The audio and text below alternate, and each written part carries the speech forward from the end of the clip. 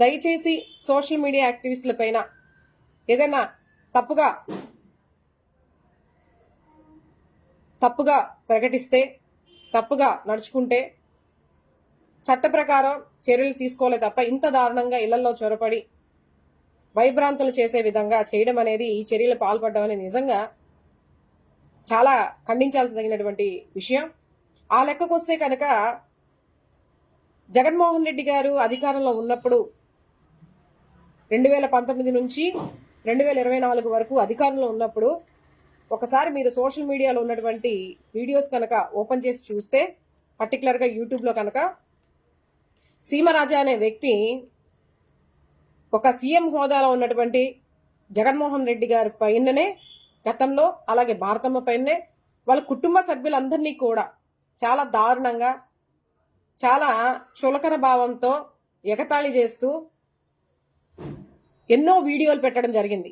అలాంటి వాళ్ళని కొన్ని మీడియాలో కూర్చోపెట్టి ఇంటర్వ్యూలు చేయడము, యూట్యూబ్ ఛానల్స్ వాళ్ళు కూడా ఇంటర్వ్యూలు చేయడము, మహా న్యూస్ ఛానల్స్ కానీ అట్లాగే ఏబిఎన్ ఛానల్, TV5 వీళ్ళందరూ కూడా గవర్నమెంట్ ఉన్నా కూడా, అంటే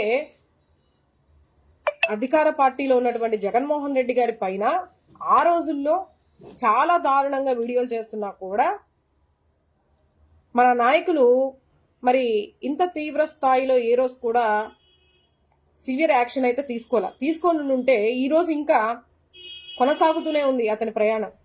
ఒకసారి ఆయన వీడియోలు చూసి ఓపెన్ చేసి చూడండి.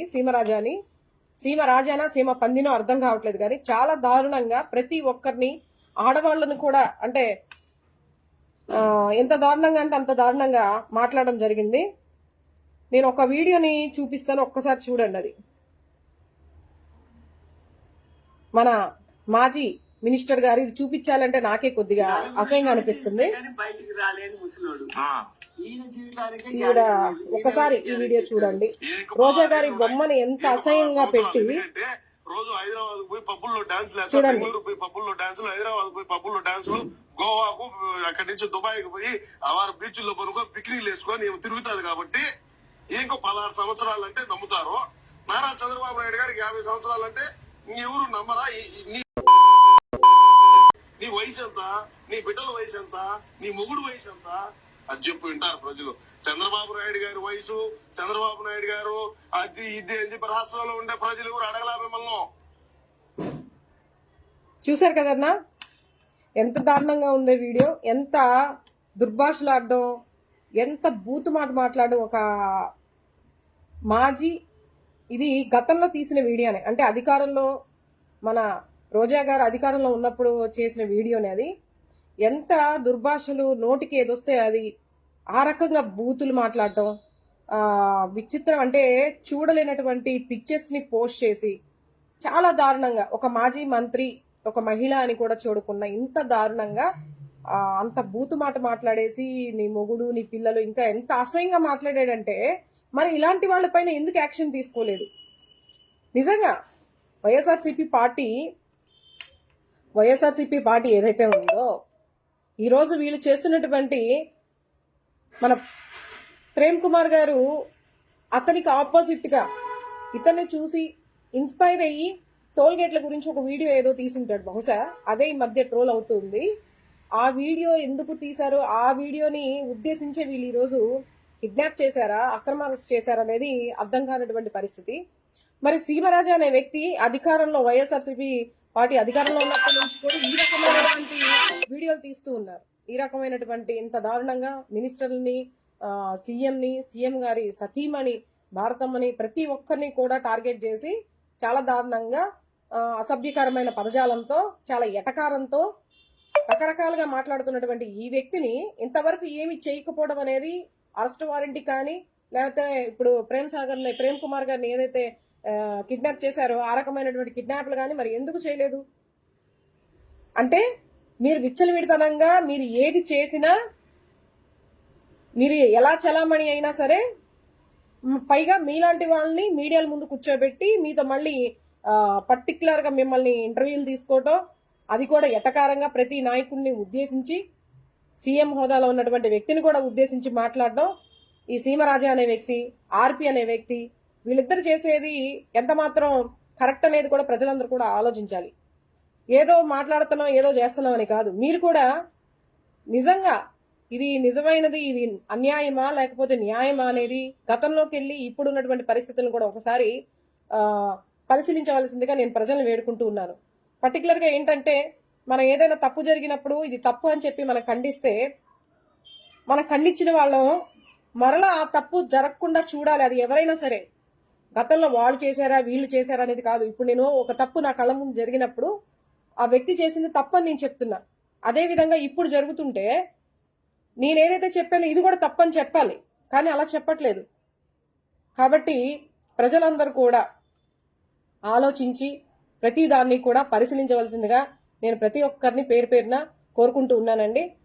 ఏదైతే సోషల్ మీడియా ఉందో, సోషల్ మీడియాలో విచ్చలవిడితనంగా రెచ్చిపోతూ ముఖ్యంగా ఆడవాళ్ళని టార్గెట్ చేసి, వాళ్ళు మాజీ మంత్రులా లేకపోతే ఏదైనా ప్రొఫెషనల్సా, వాళ్ళకంటూ ఒక క్యాడర్ ఉందా, వాళ్ళు ఏదైనా గతంలో ఏదైనా తప్పు చేస్తుంటే దాని చట్ట ప్రకారం ఏ విధంగా చర్యలు తీసుకోలే తప్ప చాలా అవమానకరంగా, చాలా బాధాకరంగా దుర్భాషలాడుతూ వాళ్ళని హీనంగా మాట్లాడుతూ ఈ విధంగా పబ్లిక్ గా కూర్చొని దానికి కూటమి ప్రభుత్వం ఒక పెద్దపీఠం వేసి అలాంటి వాళ్ళందరినీ మర్యాదిస్తూ వాళ్ళపైన ఎటువంటి యాక్షన్ తీసుకోకుండా వాళ్ళని ఏ విధంగానూ ప్రతిదాన్ని కూడా ఎంకరేజ్ చేస్తూ ముందుకు తీసుకెళ్తున్నారంటే ఇది కేవలం పక్షపాత వైఖరితో నడుస్తుందనేది ప్రజలు గమనించాలి. ఈరోజు ఏదైతే ప్రేమ్ కుమార్ గారిని అరెస్ట్ చేశారో లేదంటే కిడ్నాప్ చేశారో తెలియదు, కానీ మరి ఇలాంటి వాళ్ళందరినీ కూడా ఇంత దారుణంగా మాట్లాడే వాళ్ళందరూ ఎవరైతే సీమరాజా అలాగే ఆర్పి ఉన్నారో ఇలాంటి వాళ్ళని కూడా ఖచ్చితంగా నిజంగా మీరు ప్రజల పక్షాన నిలబడి ప్రజలకి న్యాయం చేస్తున్నాం, మేము కక్షపూరిత రాజకీయాలు చేయట్లేదని చెప్పి పైకి ఏవైతే మాటలు చెప్తున్నారో ఆ పాటలు అంటే మీరు చెప్పే మాటలు నిలబెట్టుకోవాలంటే ఖచ్చితంగా ఇలాంటి వాళ్ళు కూడా మీరు వీళ్ళపైన కూడా యాక్షన్ తీసుకోవాలి. గత ప్రభుత్వంలో నిజంగా వైఎస్ఆర్సీపీ పార్టీ వాళ్ళు చేతకాకు ఉన్నారో మరి లేదంటే ఇలాంటి వాళ్ళందరికీ కూడా అవకాశం ఇచ్చేసి ఈ రోజు విచ్చలవిడిగా రెచ్చిపోతున్నారో, మరి ఈ రోజు కూటమి ప్రభుత్వం తీసుకునే చర్యలు గతంలో మీరు ఎందుకు తీసుకోలేదనేది కూడా నేను ఈ సందర్భంగా నేను ప్రశ్నిస్తూ ఉన్నాను, దానికి మనవి చేసుకుంటూ ఉన్నాను. అంతేకాకుండా మరొక మనవి ఏమిటంటే, రైతుల పోరుబాట అనేది ఒక రైతుల పక్షాన నిలబడి ఈరోజు వైఎస్ఆర్సీపీ పార్టీ స్టెప్ తీసుకొని ప్రజలకి రైతులకి అండగా నిలబడాలనే ఉద్దేశంతో కార్యక్రమాన్ని మొదలెడితే దానిని కూడా అడ్డుకించే ప్రయత్నం మొదలెడుతూ ఇదే రోజున పిల్లల స్కూల్స్ అన్నిటికీ కూడా సెలవులు ప్రకటించడం అనేది ఒక ఆశ్చర్యానికి గురి చేస్తూ ఉంది. మరి ఇది కావాలని చేస్తున్నారా లేదంటే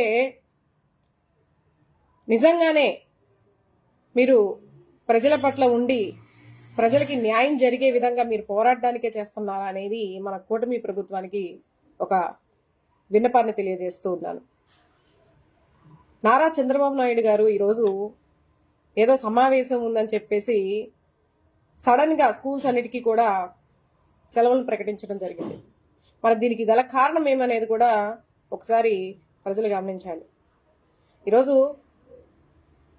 రైతుల పట్ల సానుభూతితో రైతుల పట్ల పోరాడడానికి వైఎస్ఆర్సీపీ పార్టీ ముందుకొస్తే దాన్ని అడ్డగించే విధానంలో ఒక ప్రణాళికలో ఇది ఒక భాగం అనేసి అర్థం చేసుకోవాలనేది కూడా ప్రజలు గమనించాలి.